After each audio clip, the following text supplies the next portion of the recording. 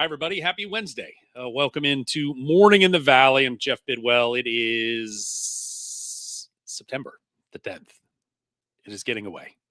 it is getting away ever so quickly as we are now T minus 54 days from getting ready to fire up the season. Today, we've got stuff to argue about because, and that's what sports is all about in the end, as the Blue Ribbon College Basketball Yearbook is out, and they've got their preseason rankings and preseason player of the years and preseason all conference teams. And we will get into that in just a moment. In just a couple of minutes, we will talk with the GOAT of Murray State women's basketball, Katelyn Young, sort of in certain corners, the worst kept secret, but caught a lot of people off guard this week, and really a great time for the Murray State women's program as the best to ever wear a uniform at Murray State is back. She has joined Rochelle Turner's coaching staff. Spent a few months down in Australia playing professionally, but she has put her playing career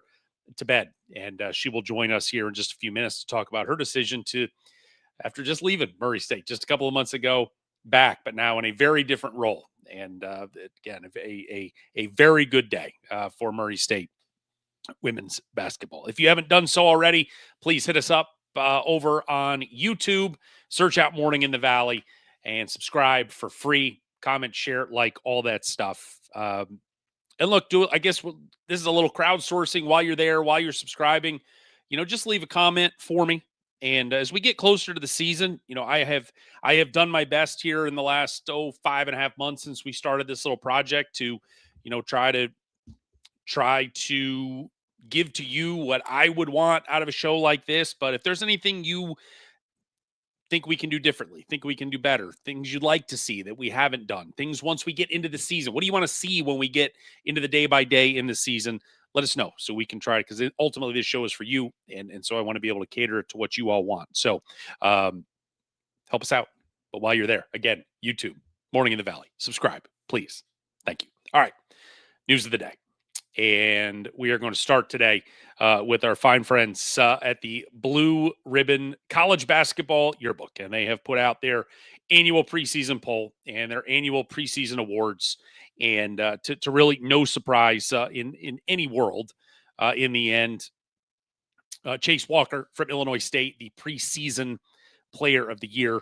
We'll get to all of that in just a moment. In the end, the part that everybody was going to want to argue over, because that's what we do, especially in a preseason poll. That means, nothing. But hey, let's get after it. These are the, well, I brought up the wrong thing. So let's, we're going to try this one more time. We have the Illinois State is the preseason pick. Again, no question. They were with 4 starters back, and really, I think in the end, when you look at the preseason poll, and here it is, the top 2, there's no real discussion. I mean, I just felt like it's going to be Illinois State, it's going to be Northern Iowa, and this should be when we have polls that come out, when we have, the KenPom rankings are going to come out, the whatever preseason publication you want to get into, when we have the media, the coaches, everybody votes. I will be surprised if 1-2 is not Illinois State, is not Northern Iowa, simply because that is where all the returning is. That is where it is all focused, how many folks they all have back. And so that's where I was like, there is very little argument for me. The conversation begins at number 3, and that's when Belmont comes in. And whether you want to put Belmont there, whether you want to put Murray State, for me, the real surprise has just come down to Bradley, maybe just a hint low at 5. Maybe would have expected them a little higher. The fact that Drake is 7, the fact they've been to the NCAA tournament 3 years in a row. Yes, they have a new coach. Yes, they have everybody. It's basically a brand new roster, but we played that song last year and they were awesome. So it's almost almost a program pedigree thing. I'm almost just a little surprised they're at 7. And then at the bottom, I guess I'm a little surprised Indiana State is down there. I mean, I think it's just the kind of the shuffle up of, is it going to be Evansville? Is it going to be Valpo? Is it going to be Indiana State? I don't know that I would have put Indiana State there, but The Sycamores are there, and already some early conversation from forks of corners rather of the Sycamore Nation. The chip is on their shoulder, so we'll see how that shakes out. The top five, the first team, I guess, should not really be any surprise. You have Chase Walker, you have Trey Campbell, you have Johnny Kinziger. Those are the three returning all-league guys, so of course they're going to be there. Tyler Lundblade from Belmont led America in three-point shooting last year. No problem with him there. I think the fifth spot was up for grabs, and I think in the end they opted, the Blue Ribbon folks opted to go with Isaiah Stafford from SIU, sat out last year with the injury, but comes from Valpo, had a great year at Valpo a couple of years. And I think, again, just in the era sort of the everybody is new and so much is unknown, you kind of go with a proven commodity. And that ultimately is what Isaiah Stafford is. The newcomer of the year, Murray State's Lane Taylor. Again, from how many guys have come in from other places, and yes, they had a high pedigree, once upon a time, highly recruited coming in, but maybe they averaged 2 points a game or 3 points a game. Layton Taylor averaged 17 a game last year before he had shoulder surgery down at Central Arkansas. Obviously a step up in competition, but he gets the nod from the Blue Ribbon folks to be the newcomer of the year. So argument number one of many coming up in the coming weeks as we go through the preseason polls here. But Illinois State, again, no surprise at number one to be the preseason pick in the Missouri Valley. All right, the big news around Murray State this week is a young lady that we bid adieu to a couple of months ago, as Katelyn Young has returned to Murray State, and she is joining Rochelle Turner's staff as an assistant coach. They had a vacancy. Brittany Patrick, assistant coach, left for Northern Illinois a couple of months ago, and they kind of left it open for a little while. It was just a matter of time of who's it going to be? Who are they going to fill it with? And, well, who did they fill it with but one, Katelyn Young? And let us welcome in our guest today, our guest of honor, Katelyn Young. Good morning to you, ma'am. How is life as an employee now treating you so far? Yeah, it's definitely a little bit different than I'm used to and stuff, but it's going good. Okay, let's go. I don't know how far back to the beginning on this we want to go, but we talked the other day, and you said there was a time at some point during the season you're like, well, maybe. And Rochelle Turner has said forever that whenever it was broached to you that you sort of just shoot her away. And she, I think there was no chance you were going to be an assistant, come on staff in any capacity, grad assistant, whatever it wanted to be. Mhm. But you said that things changed a little bit. When did that happen? How did that happen? Why did that happen? Yeah, I kind of think it was during my fifth year.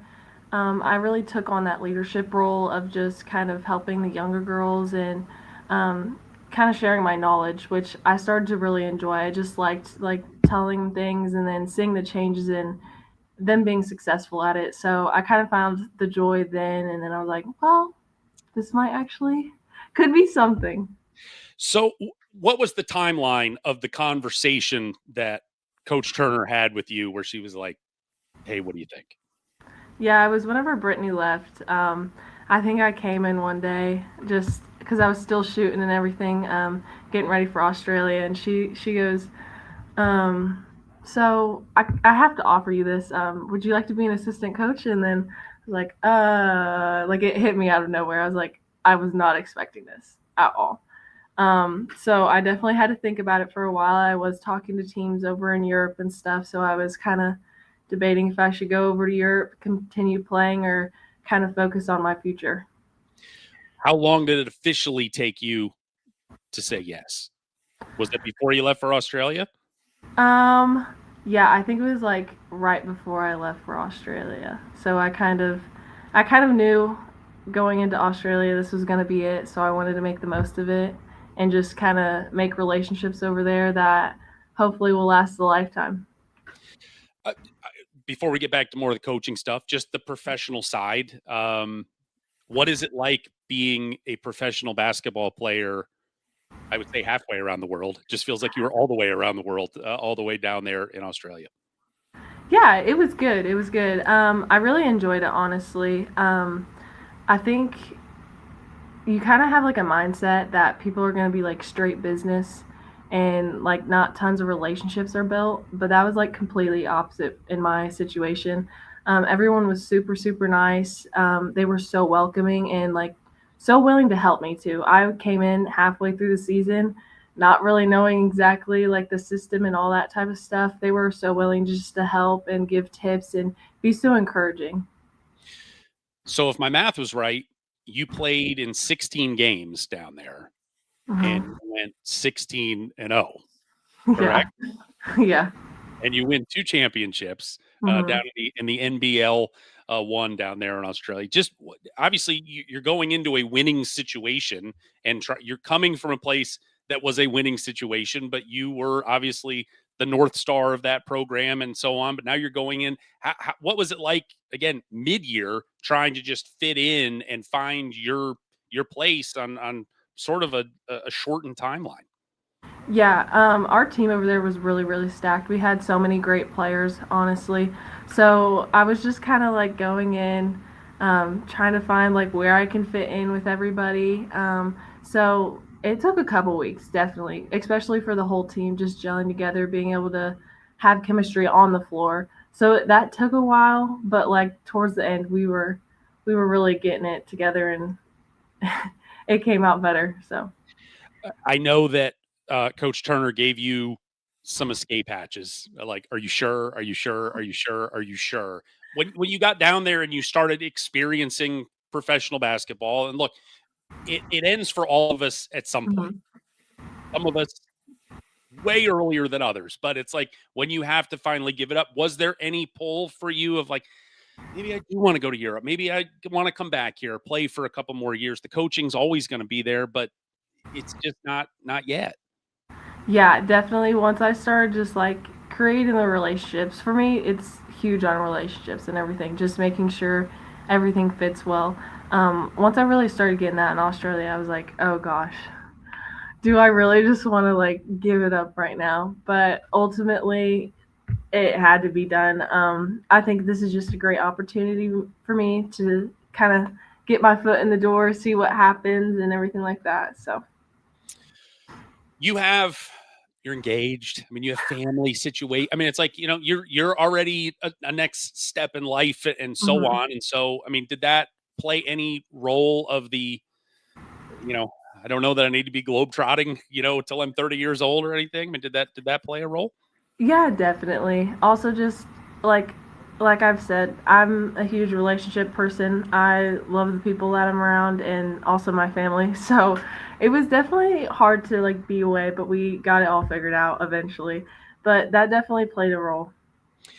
Okay, so you come back. Yeah, we have this championship run in Australia, and it's all well, and we fly home. I saw you in the office on Monday. Was Mhm. that the first day that Yes, you that was were? my first day. I flew into America on Saturday, so And come right to work, got the paperwork signed, and you are officially official. You have walked around that building for 5 years, mhm. and now you walk into a different part where you don't have a locker, you have a desk. Yes. What what what just what is it like for you? Just being there. You're everything you accomplished in the other room in that gym, in both gyms, and your jersey hanging from the rafters and so on. But it's like now we're taking this hard right turn to this other path. Just where is your head at with all of it now? 48 hours into the process.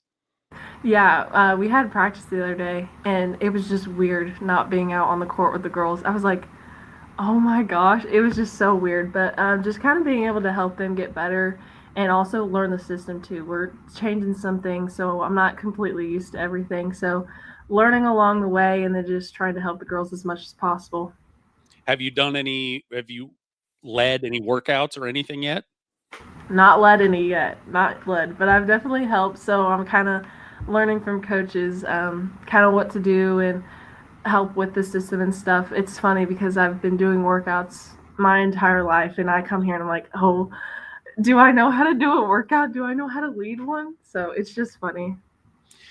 How inwardly joyful are you in watching your former teammates run and run and run, and you can stand on the side and just watch?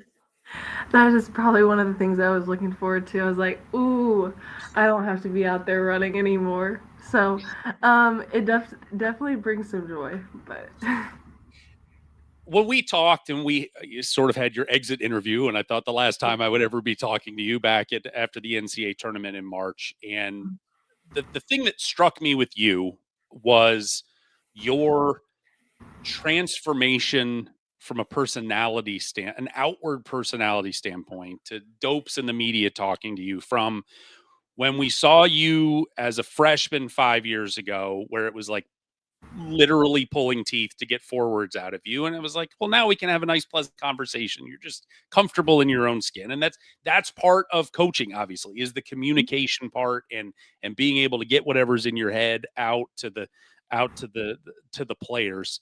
How comfortable do you feel like you are right now, and is that going to be a work in progress of, hey, it's one thing to be friends in the locker room and in dinner and so on, but now I've got to be able to communicate and get what my points across right now? yeah, I think I kind of go back to the fifth year again. I Yeah. really took on that leadership role and kind of stepped into where I'm telling people what I see, like the reads I'm seeing and stuff. So just kind of leaning back on that. And I don't think on the court exactly I was always everyone's friend. I might have yelled at some people, but so just kind of leaning back on that and just like knowing, being confident in what I know. So.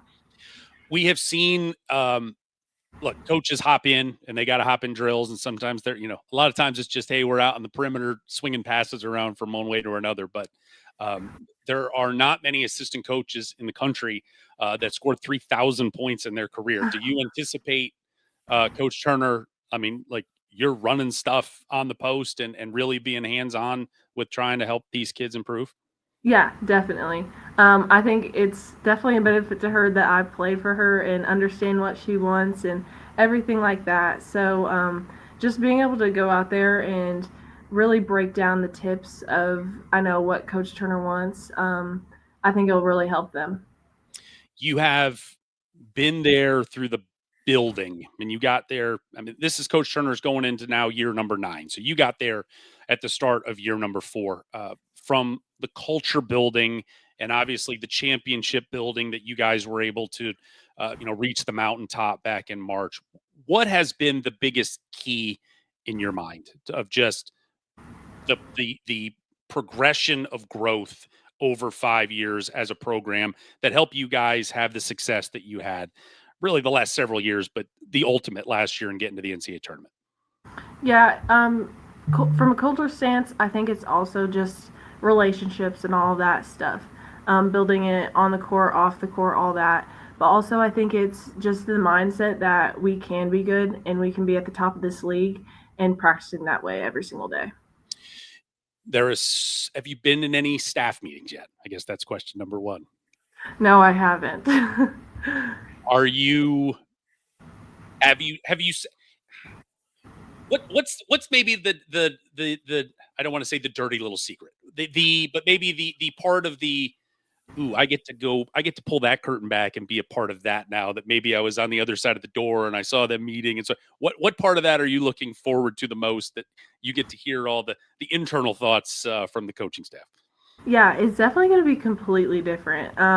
Coach Turner said it like when I was a player and stuff, but you just never know how much goes into coaching. And I think that in those meetings, that's where I'm going to really find out. So I'm excited to kind of, be in the background of like, okay, this is why we're doing this. This is why we're putting this in, or just different stuff like that. It's going to be fun to like get a better understanding and really know the details of everything.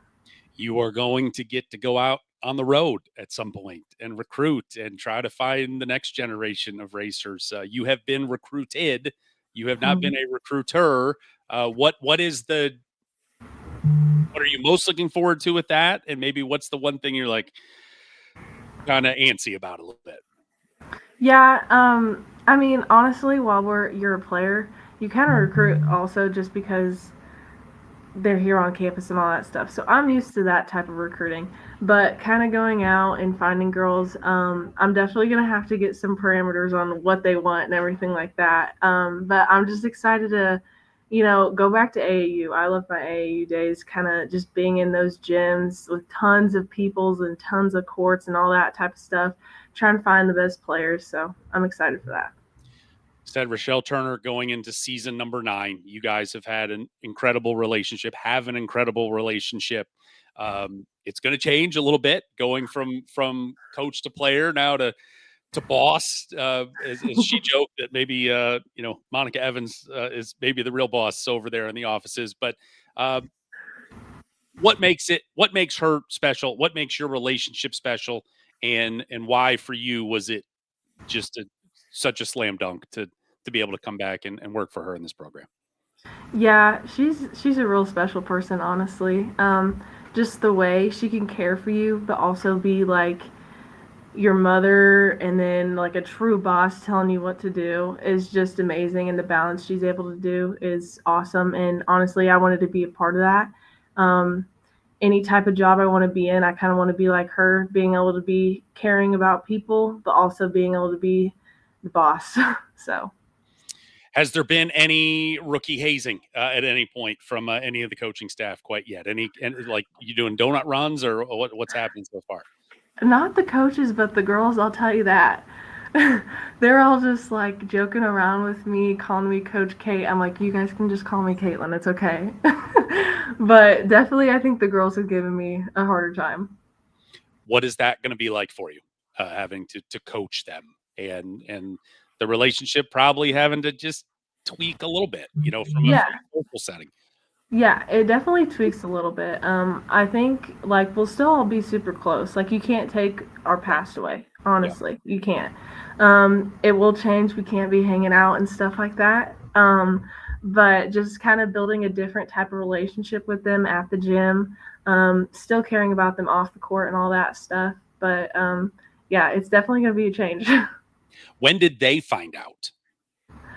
um, I think it was whenever they got back here during the summer, I believe. Turner kind of already knew, and I still had to go through all the process and stuff like that. But all of them, she told them in a meeting, and they were all super excited. So that's always good to hear whenever just former players and new players are excited for you to come back. Well, there are a lot of people excited to have you back in the Yes. building. Katelyn Young, thank you so much. Enjoy. There's no downtime now. You're a coach. It's 24/7, 365 Yeah. now. So Mm-hmm. 100%. So I'll let you get back to work. Thank you for the time today, and we'll certainly see you soon. Absolutely. Thank you. Thank you. There is the GOAT, Katelyn Young. It is, as I said the other day, it is a good day for Murray State women's basketball when the best ever to roll in. School's all-time leading scorer, school's all-time leading rebounder.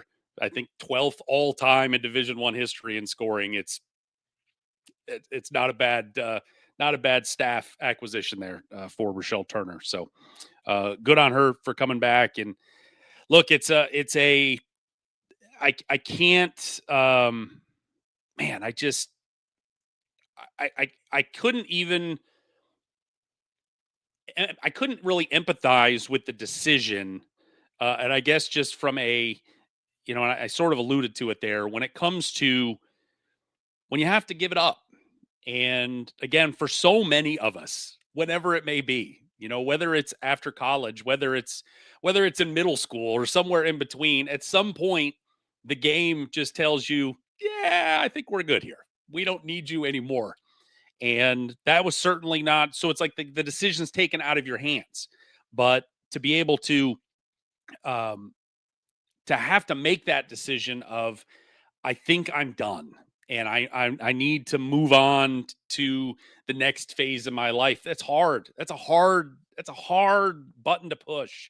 And so I give her all the credit for walking away because there was certainly still a whole lot left in the tank. But boy, she's going into a great situation there at her alma mater, and certainly a whole lot of credibility as a coach walking in the door.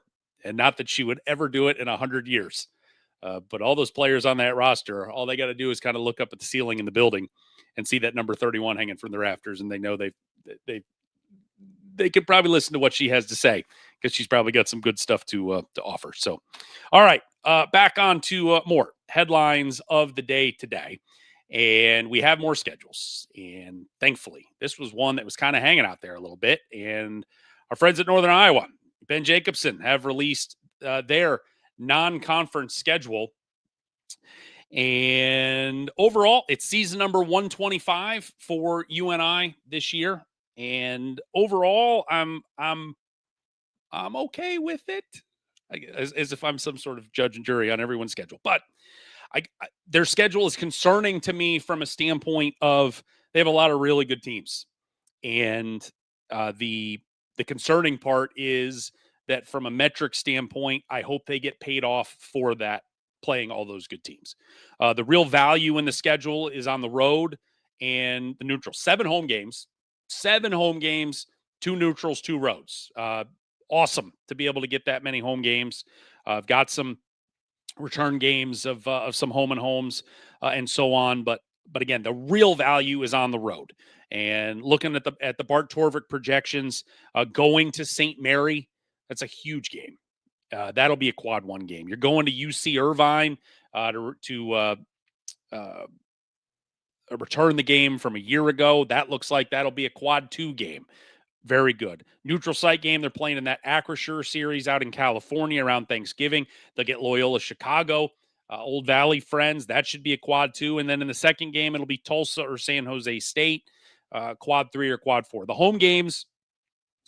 Now, look, you have to have at home to be a quad 2 or better, you've got to play somebody that's a top 75 in the net. And they don't have any of those games. And unfortunately for them, I say unfortunately, they have 3 good teams coming in. They have South Dakota State coming in. They have Furman coming in. They have Wichita State coming in. You just hope that those teams can carry their water and take care of their business throughout the year. Because, I mean, those teams, Wichita's 123, Furman's 124, South Dakota State 154. Those are 3 good teams, but they're quad 3 games. And those are the danger games because it's again, from a metric standpoint, you don't really get credit if you win them, but boy, they ding you if you lose them.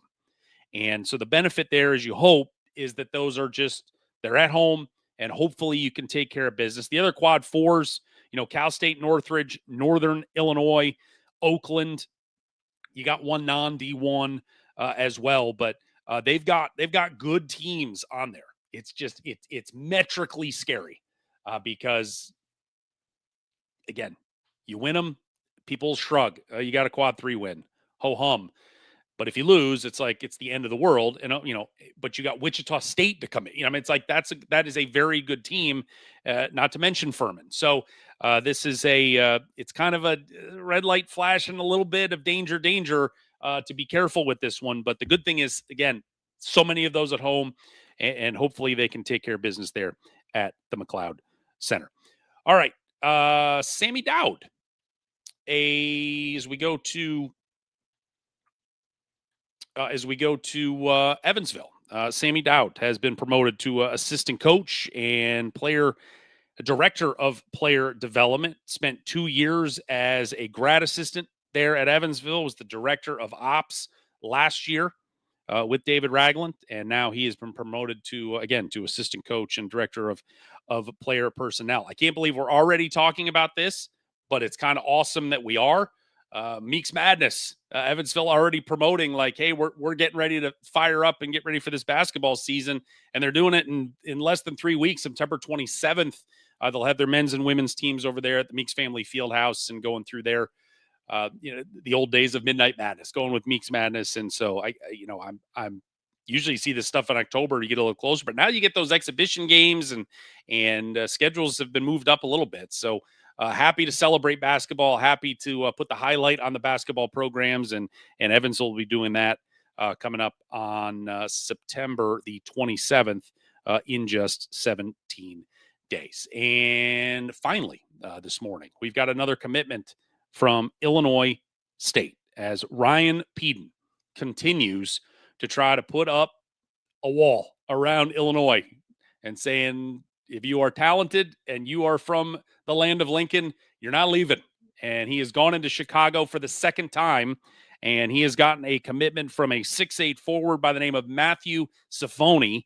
He has committed to the Redbirds, the second 2026 commitment for Coach Peden, the second to come out of Chicago. Jordan Williams, also from Chicago, committed a couple of weeks ago, the 6'5" wing. And so 6'5", 6'8", coming in next season. They're losing, from a graduation standpoint, losing 4 kids, Landon Moore, Landon Wolf, Bowden Schoonberg, Brandon Lieb, 6'3", 6'5", 6'5", 7'1". So you're replacing that right now with 6'5" and 6'8".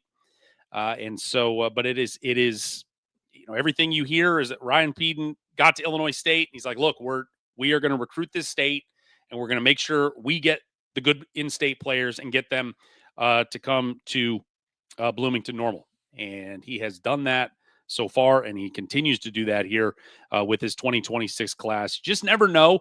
You're curious you're losing 4 from graduation. There's always going to be somebody else that's going to leave. I mean, that's the world we live in. I say that, but they brought everybody back this year. So maybe we don't want to jump the gun on that. But from a standpoint of, I'm just curious now, the transition of recruiting philosophies with coaches in how many freshmen do you want to go get? And then how much room do you want to leave for the portal? Okay, do you just want to build freshmen and we're just going to build it that way? Or do you want to, hey, kind of 50-50, we get freshmen and then maybe we go and, go get some older guys out of the portal as well to supplement, what you have returning. But right now, 4 guys leaving at the end of the year that will graduate, 2 coming in that are freshmen. We'll see how much more active they want to be in the freshman market moving forward. But so far, 2 down for the class of 2026. All right. That about does it. A little shorter program today, but I want to thank Katelyn Young, New Murray State assistant coach, for joining us today. Got a chance yesterday to talk with, we finally were able to track each other down. Got a chance to talk with Rob Doster from the Field of 68. We are going to have, I think we're going to save that for Monday. Tomorrow, I am recording a conversation with Bradley guard Jaquan Johnson. I think we'll run that coming up on Friday of this week. So we're probably going to have more recorded interviews as opposed to live stuff, just because now that we're back into the school year, kids have class and it's easier for everybody's schedule. We just are able to record it and then put it on. So we will get those out to you when we can. But I think we'll have Jaquan Johnson from Bradley Friday, Rob Doster talking about the opening day marathon, where, of course, Murray State and Drake and Bradley will all be a part of that 6-game showcase on November the 3rd. So looking forward to bringing that conversation to you. Thank you for being with us again today. If you haven't done so already, please go to YouTube and subscribe. Help the program out. It is free. All the former shows, former interviews, all the past interviews, interview clips, and so on can be found there, all broken up. We've got all broken up by school, so you can find your favorite school and all the interviews that matter most to you. And again, while you're there and after you subscribed, if you just want to leave a comment, again, just what do you want from this show? Again, especially as we get toward the season and we get towards coming to you more frequently, and where the suggestion box is open. Want this to be the show for you, and want to be able to provide the content that you want. And so anything that's on your mind, let us know, and we'll very much appreciate it. All right. Thanks to Katelyn Young one more time for being with us today. Thanks to you for being with us today. We will see you Friday morning, 9 a.m. right here on Morning in the Valley.